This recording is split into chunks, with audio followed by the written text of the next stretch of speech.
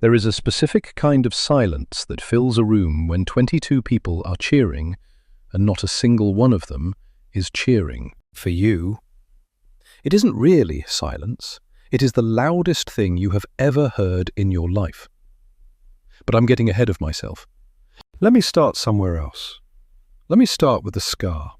6 inches, left side, just below the ribs. Pink and raised, the kind that aches when the weather turns cold and reminds you every single morning when you pull on a shirt that you made a choice.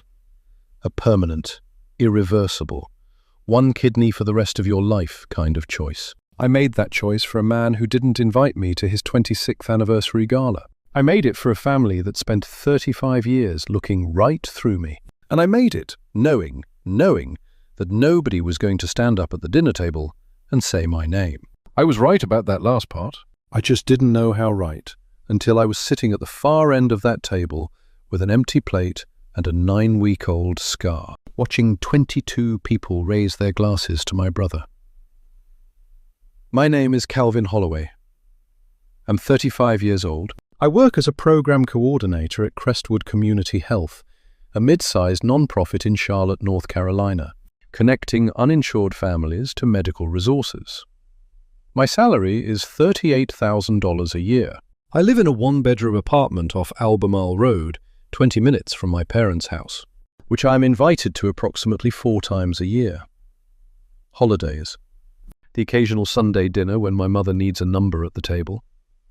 My brother's name is Ryan. He's 38, VP of Operations at Holloway Home Medical, the supply company my father built in 1999 from a single warehouse on the east side of Charlotte. Ryan makes more money than I will see in a decade. He has a wife named Pam, 2 kids, a house in Ballantyne, and my mother's full, undivided, and inexhaustible attention. When Ryan joined the company in 2016, my mother said, "Finally, someone who understands what it means to protect what your father built." I had just finished my master's in public health at UNC Charlotte. Nobody asked if I wanted to interview. I stopped attending most family events in 2022, not out of bitterness, out of self-preservation. You could only sit at the periphery of your own family for so long before the distance starts to feel like a mercy rather than a wound. I told myself I was fine with it. I got pretty good at believing that. Then a Thursday evening in late July came along and blew that particular story apart. My father, Gene Holloway, collapsed at Holloway Home Medical's 26th anniversary gala. 200 people, black tie, speeches about legacy and growth and family values. I was not invited. I found out about the gala the morning of from a LinkedIn post Ryan made, the kind of post loaded with phrases like building on what Dad started and honoring the journey. I read it eating a sandwich at my desk and felt nothing except a low, familiar ache that I had long ago learned to ignore. At 9:52 p.m., my cousin Brett texted me, "Your dad collapsed at the gala. They're taking him to Atrium Health Presbyterian. Thought you should know." I changed clothes and drove to the hospital. I arrived at 10:34. My mother, Donna, and Ryan were already in the ER waiting room, heads together, talking quietly. When my mother looked up and saw me, her face registered something. It was not relief. I walked over anyway. "How is he?" "They're running tests." Flat tone. "His kidneys?" "We're waiting on the nephrologist." Ryan barely looked up from his phone. I sat 3 chairs away and waited. 40 minutes later, the nephrologist, Dr. Marcus Teal, came out and spoke to my mother. I positioned myself close enough to hear. Stage 4 kidney failure. Transplant needed within 6 to 8 weeks, or lifelong dialysis. Living donor ideal if a family match could be found. My mother glanced at Ryan. "We'll do whatever it takes." I noticed she said "we." I noticed I was not included in it. Just after midnight, they let us see him, 2 at a time. My mother and Ryan went in together. I waited in the hallway. When they came out, my mother said without looking at me, "You can go in if you want. Don't tire him out." I pushed open the door. My father was hooked to monitors, IV lines, a nasal cannula. His skin was the color of old concrete. When he saw me standing in the doorway, his eyes filled not the polite, social kind of wet, but the real kind.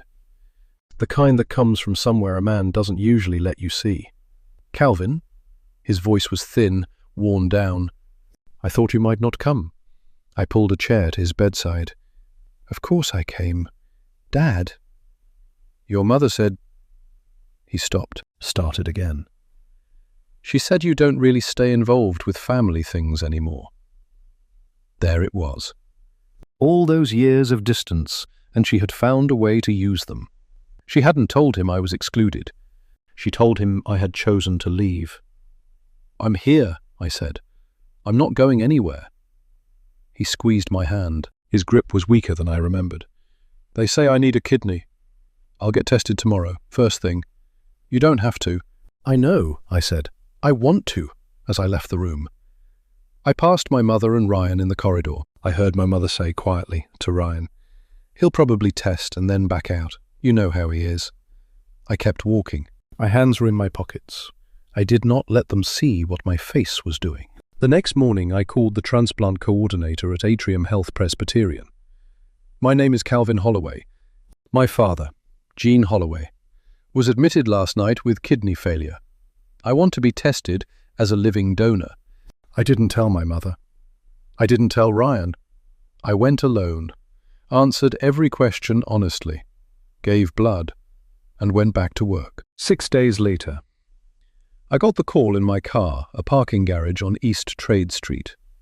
"Mr. Holloway, you're a compatible match. Blood type O positive. Tissue compatibility 96%. Your kidney function is excellent. You're an ideal candidate for living donation." I sat in that car for a long time, not celebrating, just sitting with it. Ideal candidate, 2 words that meant I was about to do something irreversible for a man who had let my mother erase me for 35 years. I called my father directly. "Dad, I got the results. I'm a match. I want to donate." A long silence. Then his voice cracked. "Calvin, you don't have to do this." "I know. I want to."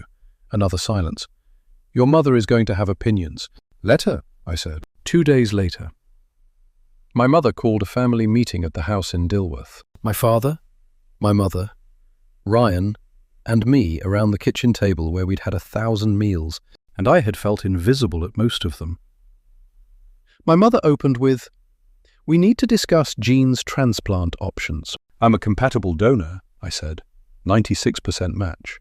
"I'm willing to donate." The room went very quiet. My mother stared at me. "You tested without telling anyone?" I wanted to be sure before I said anything. Ryan leaned back in his chair. "I was going to get tested this week." He hadn't scheduled anything. I knew because I talked to the coordinator. No other family members had called. Not one. My mother turned to my father. "Gene, do you want Calvin to do this?" My father looked at the table, then at me. "If he's willing, and he's the best match, I don't want to wait for a cadaver. The national list is 2 years minimum." "We could find another donor," my mother said. "A family friend, a colleague, someone who isn't—" She stopped. "Someone who isn't what?" I asked. She looked at me with the particular calm of a woman who has spent decades perfecting the art of the measured wound. Someone who hasn't always struggled with follow-through. I drove home without another word. But my father called me that night. "Calvin, if you're sure, then let's do it. I trust you." 3 days later, Ryan called. "Hey, listen, since you're doing the donation, I want to contribute. I'm thinking of fundraiser, kidney disease awareness. Company sponsors, local news coverage maybe. Turn this into something positive." I felt something shift in my chest that I didn't like. "Will the fundraiser mention that I'm donating?" "Of course. It's a family story." But the way he said family story already told me whose name was going to be at the center of it. A week later, I Googled Ryan Holloway fundraiser. I found the event listing within 30 seconds. Ryan Holloway Kidney Health Initiative, supporting the Holloway family. My name appeared nowhere. Not in the headline, not in the body copy, not in the photo caption, nowhere. I didn't know it yet. But that fundraiser was the first move in something much bigger than a charity gala, and my father's napkin was coming. The surgery was September 15th, Atrium Health Presbyterian, 7 a.m. I checked in alone. I had told my father the date.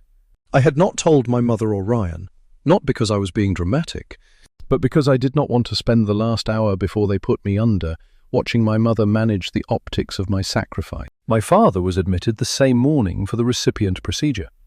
2 operating rooms, 2 surgical teams, 1 kidney travelling through a brief, cold journey from my body into his. The surgery took 4 hours on my end. I woke up in recovery at 1:47 p.m. with a 6-inch incision on my left side, a catheter, an IV, and the kind of pain that makes you understand immediately and permanently why people say organ donation is not a minor thing. My father came through. Kidney function restored to 68% within 48 hours. Dr. Teal called it a textbook outcome. Nobody from my family visited me in the hospital that first day. My father was in his own recovery room. My mother was with him. Ryan sent a text at 6:30 p.m. Heard it went well. Get some rest. My neighbour, a woman named Carol, 61 years old, grows tomatoes on her balcony, brought me a change of clothes and drove me home. On day 3, Carol is a better family member than most of my actual family. I mean that without irony and without bitterness, just as a plain statement of fact. Recovery took 9 weeks. Unpaid leave. I spent those weeks in my apartment, moving slowly, sleeping badly, watching my bank account decrease in ways I could do the math on but couldn't stop. Medical bills the portions insurance didn't cover came to just over $10,000. Ryan's fundraiser raised $47,000. None of it came to me. It went to kidney disease research and, as Ryan put it in the press release, to support the Holloway family's journey. The Holloway family's journey. As if I had been a passenger. The recovery dinner was November 23rd. My mother's idea. Celebrate Jean's recovery. Bring the extended family together. Give thanks. The house in Dilworth. The big dining room. The good china. 22 relatives. Aunts, uncles, cousins. My father's 2 surviving siblings. Long table. Candles. A catered spread from a restaurant on Providence Road my mother liked. The kind of evening that looks, from the outside, like a warm and functional family being exactly that. I sat near the far end, between my cousin Brett and an aunt I haven't spoken to in 3 years. My incision was 9 weeks old, still tender in the cold, still occasionally waking me up at night, still mine, in the way that something you can't take back is always yours. My father sat at the head of the table. He looked better than he had in years. Colour in his face, steadier in his movements, a version of himself that the kidney failure had been slowly, quietly erasing. Seeing him like that was the thing I held on to. That part was real. That part, I told myself, was worth it. My mother stood up at 7:45 with a glass of wine, and the table went quiet.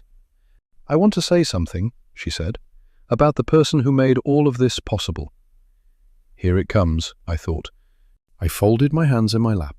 I kept my face neutral. I had been preparing for this moment, in a low and wordless way, since the moment I woke up from surgery and found an empty room. To Ryan, she turned toward him, beaming.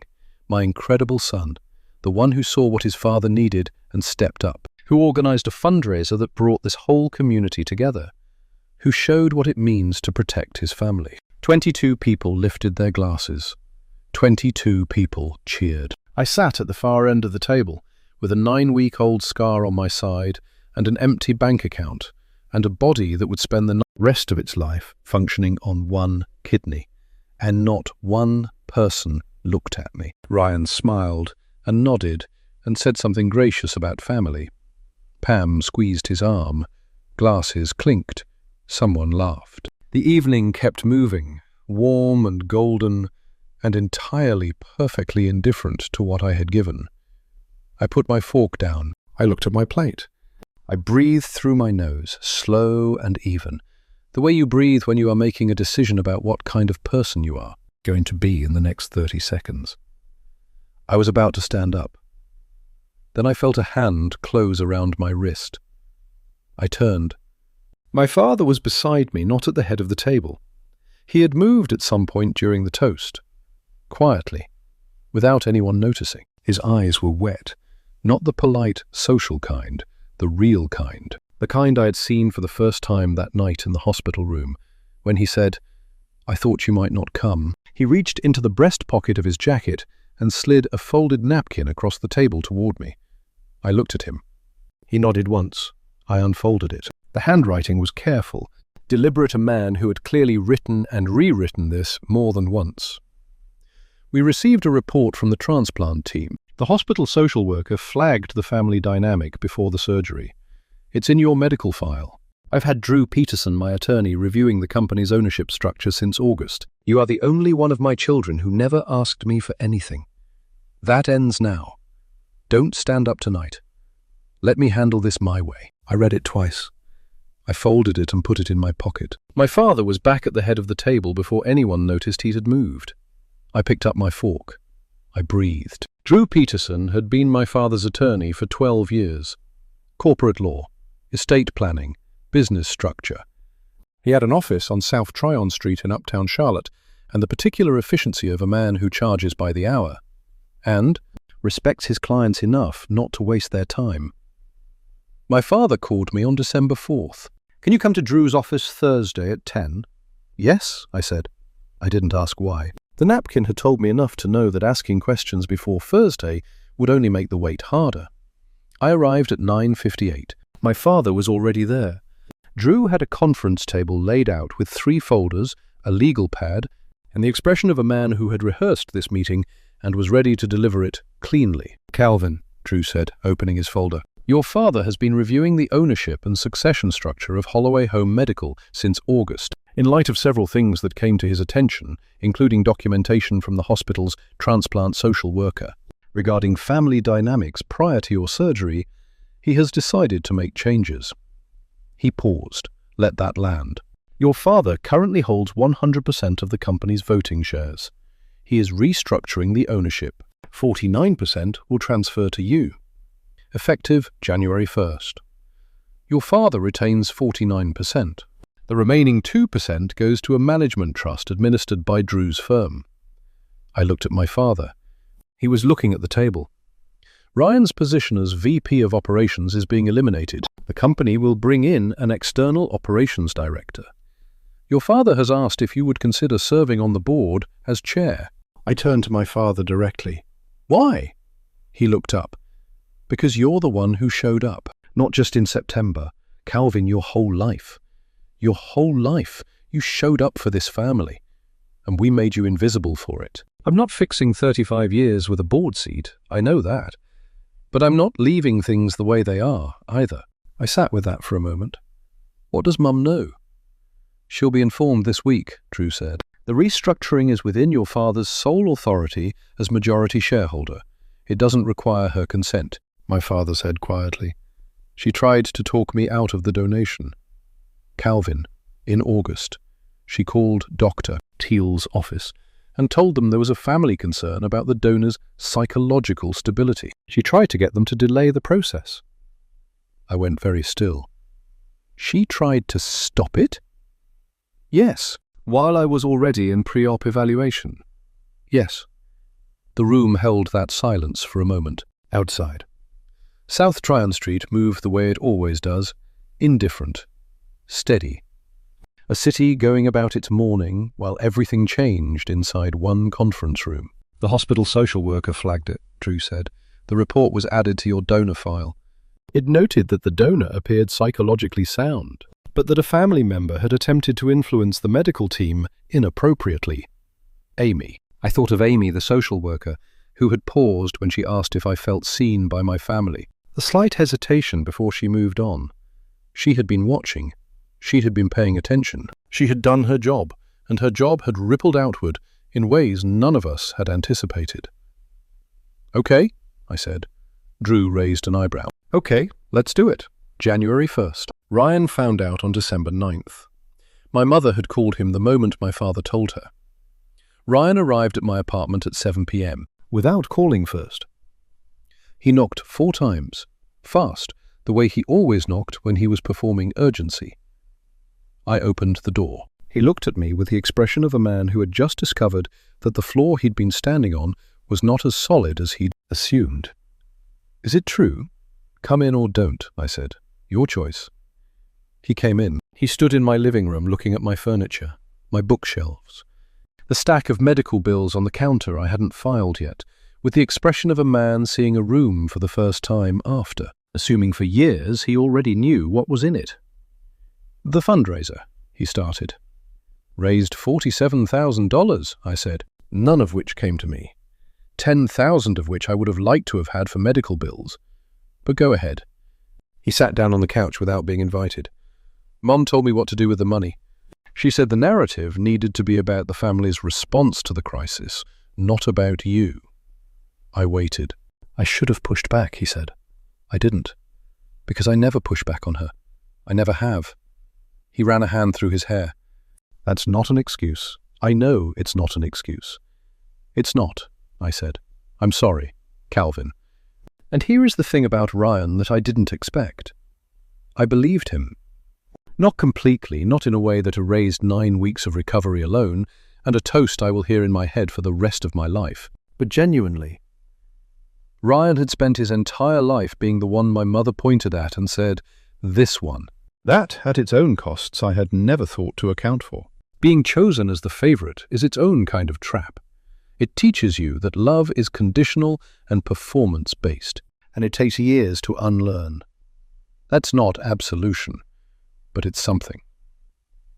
"You're still losing the VP position," I said. "That's not mine to undo." "I know." A long pause. "What are you going to do with the board seat?" "Build something," I said, starting with making sure the company takes care of people like me. He looked at me for a moment, then he stood up. "You were always the one who should have been there," he said quietly.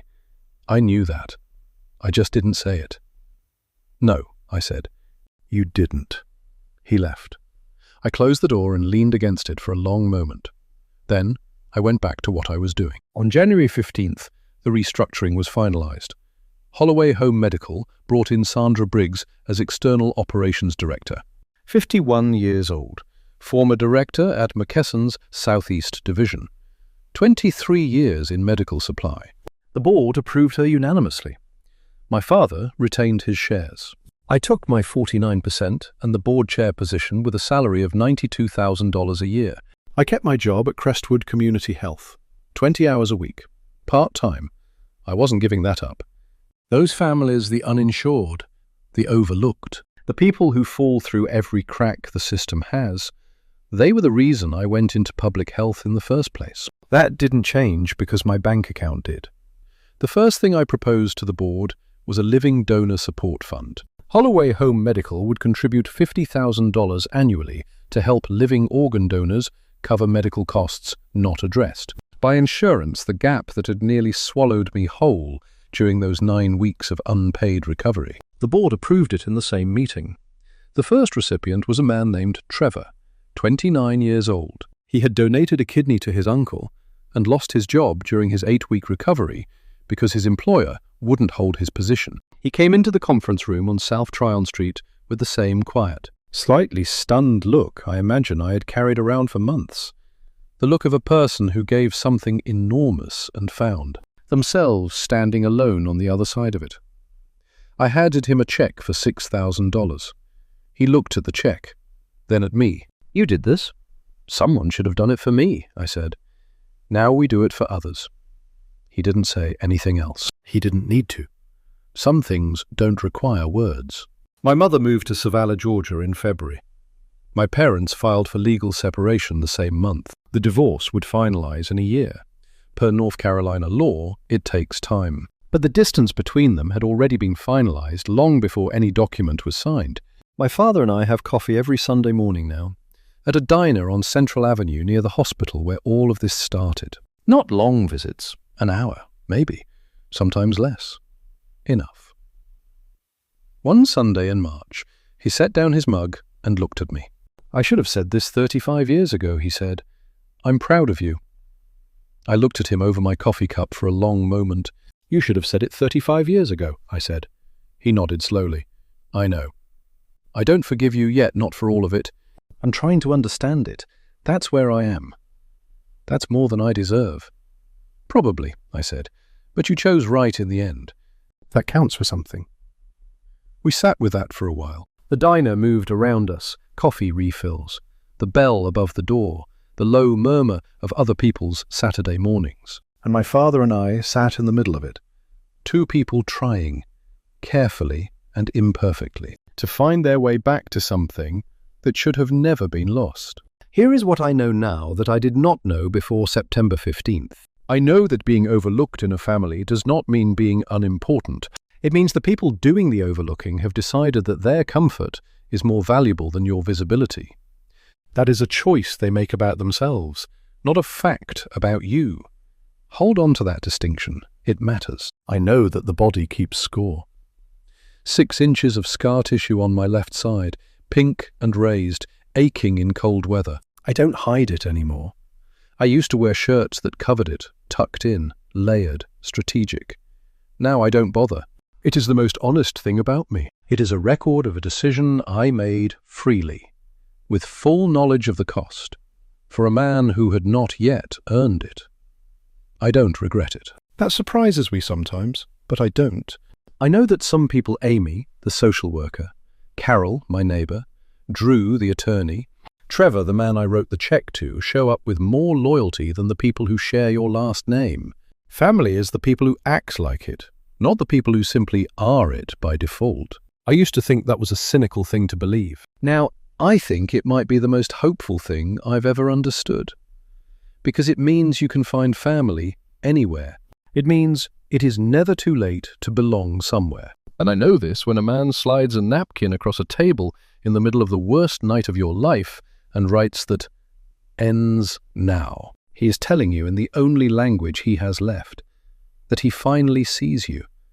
Not the version of you your mother narrated, not the version that struggled with follow-through. You, the one who showed up in the parking lot of a hospital at 10:34 on a Thursday night, having not been invited, and sat 3 chairs away and waited anyway. It took 35 years. It took a kidney. It took 22 people cheering for the wrong name while I sat at the far end of the table and breathed through my nose. But he saw me. I am not invisible anymore. I drive to the Crestwood office on a Tuesday in March, just before 7 in the morning. The air is cold and damp the way Charlotte gets in early spring, that particular grey that makes the skyline look like it's still, deciding whether to wake up. I park. I get out. I can see my breath.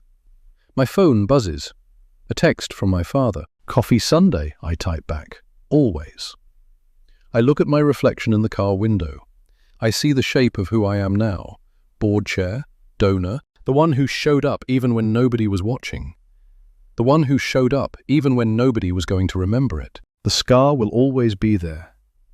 But so will I. And honestly, after everything, that feels like enough. If this story stayed with you, share it with someone who needs to hear it. And if you want more accounts like this one, real people, real choices, real consequences, hit subscribe. It's the only way stories like Calvin's keep getting told.